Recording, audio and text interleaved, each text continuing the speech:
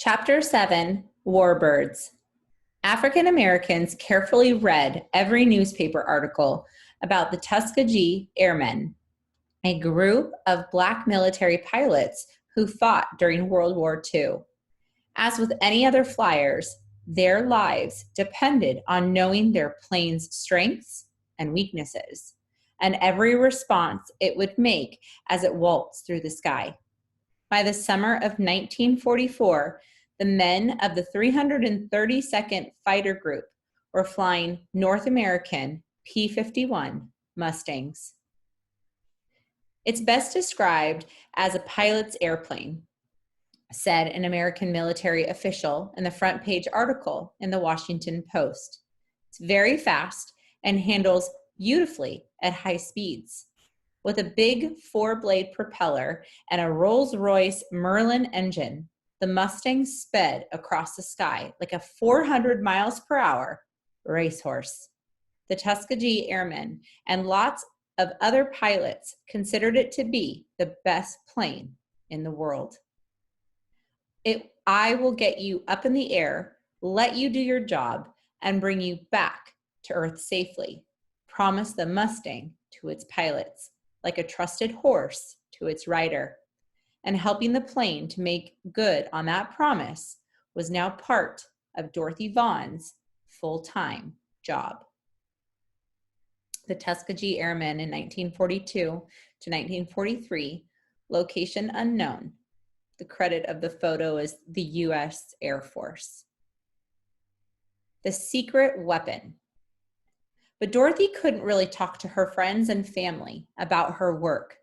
During World War II, the National Advisory Committee for Aeronautics wanted to defeat Germany by air, both by creating planes capable of destroying their targets and by coming up with technological advancements that would give the United States a military advantage.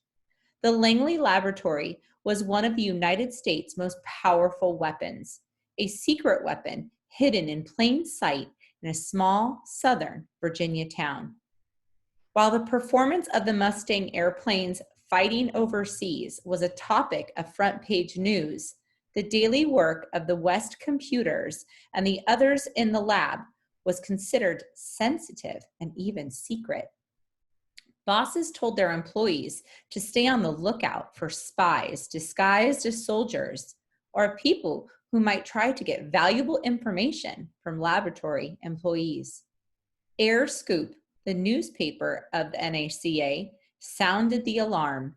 You tell it to someone who repeats it to someone, so someone you know may die. The Langley employees took the warning to heart. Even if they had wanted to talk about their work, they would have found it difficult to find someone outside of the lab who would understand what they were talking about. Off campus, people around town often found the Langley employees a bit peculiar. They had strange accents from other parts of the country. Many of them wore rumpled shirts with no ties, and some wore sandals or sported beards. Locals called them brainbusters or knackanuts. The less polite called them weirdos. What makes things fly? The pace of discovery and invention was so fast at Langley that an entry-level position there was considered by many people to be like studying at the world's best engineering school. In addition to receiving on-the-job training, employees had the chance to take classes in math and physics and other subjects that would help them further understand how to design better planes. That is what Dorothy did. With the goal of turning women math teachers into crack junior engineers, the laboratory sponsored a crash course in engineering physics for the newly arrived computers. 2 days a week after work, Dorothy Vaughan and the other new mathematicians filed into a makeshift classroom at the laboratory for an intensive class in the fundamental theories of aerodynamics, which is the study of objects moving through the air. They also attended a weekly 2-hour laboratory session for hands-on training in one of the wind's tunnels, and they had an average of 4 hours of homework on top of their 6-day work week. What makes things fly? Dorothy asked herself all day long at her new job. She had never flown an airplane and had never been given much thought to the question. The first course she took at Langley taught her the basics of aerodynamics. She learned that when a wing moves through the air gets cut into 2 parts. There is slower moving airflow on the bottom of the wing and faster moving airflow on top. This creates 2 different pressures, and it's this difference in pressure that creates lift, the almost magical force that causes the wing and the plane attached to it to rise into the sky. It's important to keep air smoothly flowing around the plane. Turbulence or sudden gusts of wind can make a plane hard to control. One of the NACA's greatest achievements was designing wings that allowed planes to move easily through the air. Today, we take many of these design elements for granted, but each change came about after a series of experiments and mathematical computations and luck. The first inventors made some assumptions, built a plane, tried to fly it, and if they didn't die in the process, they applied what they learned to the next attempt. By the time Dorothy was on the job, the task of modifying airplane design had been turned over to the aeronautical engineers and the test pilots who flew the planes directly into their weak spots. Each time the pilots pushed the aircraft to the limit, they helped generate data that could be used to identify ways to make a good plane even better. The test pilots also risked their lives and the loss of a very expensive piece of equipment. To make the job easier, researchers developed wind tunnels that allowed them to test model planes without the danger of flying a real plane. At its simplest, a wind tunnel was a big box attached to a powerful fan. The basic idea behind the wind tunnel was that air moving at a certain speed over a stationary object was similar to a moving the object through the air at the same speed. Engineers blasted air over full-size aircraft, scale models, or individual parts such as wings or bodies. By closely observing how their air flowed around the object, the engineers could assess how the object would fly through the air. Langley built different wind tunnels to test specific features of the planes. There was even a tunnel called the full-scale tunnel, which opened wide enough to swallow a full-sized plane. Running the electricity-hungry wind tunnels wasn't always easy for the laboratory because the local power company rationed electricity during the war, including for the laboratory.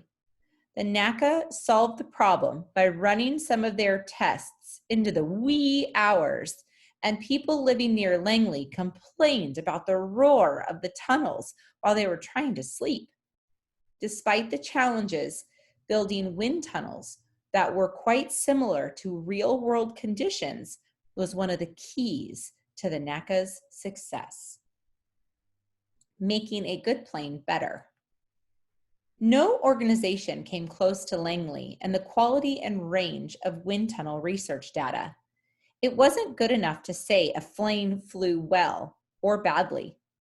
Engineers tried to measure how a plane performed, so they developed a 9-page checklist. These experiments generated data, numbers, lots and lots of numbers, and the raw data from the tests then went to the desks of Dorothy Vaughan and other female computers for analysis.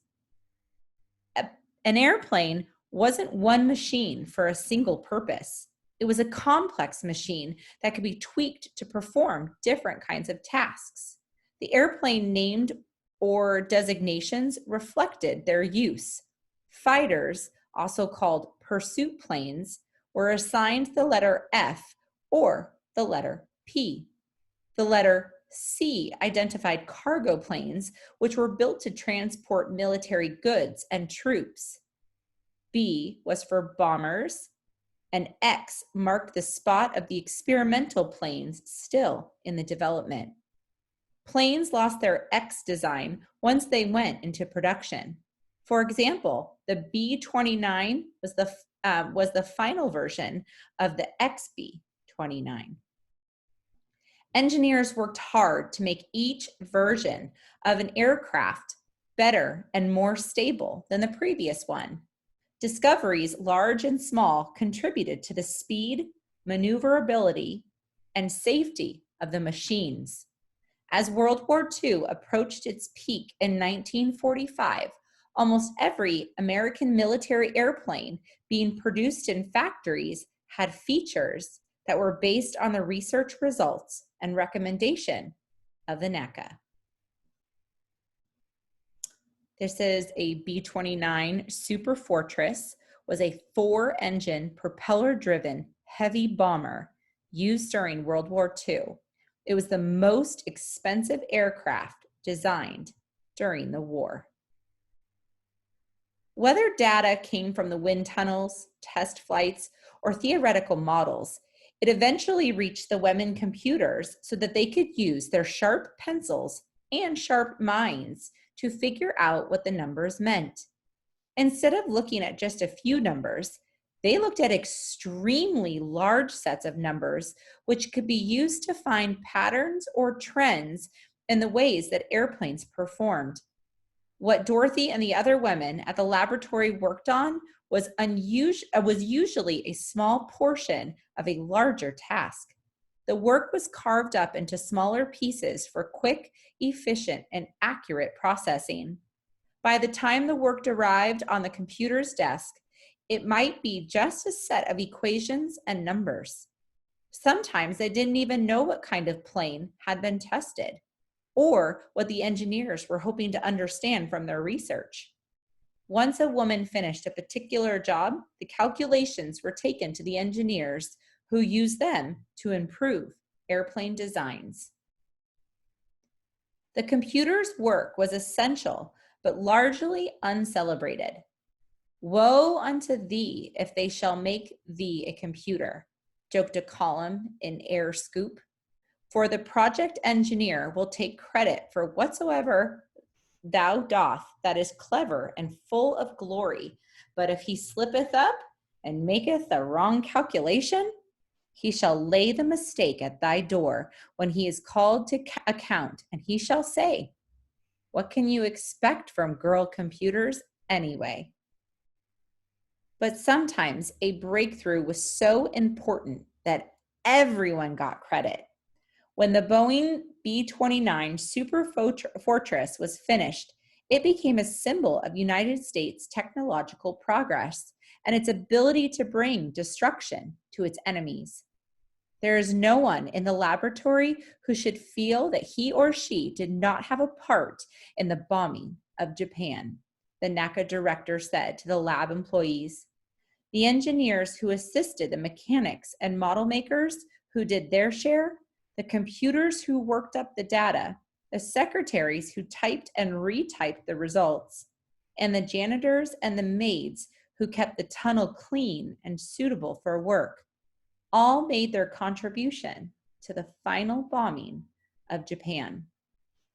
Dorothy knew that her work was making a difference in the outcome of the war. She read the news accounts of how the B-29s, capable of flying farther, faster, and with a heavier bomb loaded than any plane in history, dropped precision bombs over Japan from high in the sky. Dorothy found her work more intense and interesting than she had imagined, and she knew she wanted to stay for the duration of the war, and maybe longer. There was no doubt about it. Dorothy Vaughan had become one of the NACA nuts.